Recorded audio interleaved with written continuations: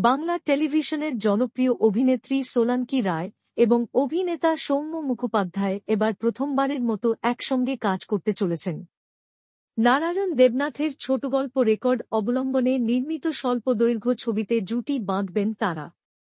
ছবির পরিচালনায় রয়েছেন কৃষ্ণেন্দু কারার, সোলাঙ্কি রায়, যিনি ইচ্ছেন্দি, প্রথমা কাদম্বিনী, সাত ভাই চম্পা, ফাগুন বু, গাঁচটা ধারাবাহিকে অভিনয় করে জনপ্রিয়তা অর্জন করেছেন।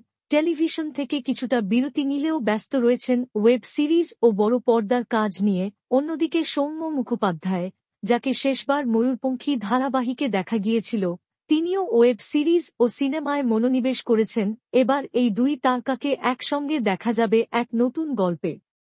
ইতিমধ্যেই ছবির শুটিং শুরু হয়েছে এবং খুব শীঘ্রই এটি মুক্তি পাবে।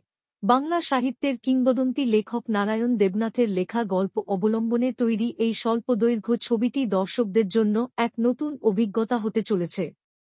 বাংলা বিনোদনের সব আপডেট সবার আগে পেতে আমাদের চ্যানেলটি সাবস্ক্রাইব করুন এবং বেল আইকন বাজিয়ে দিন। ধন্যবাদ।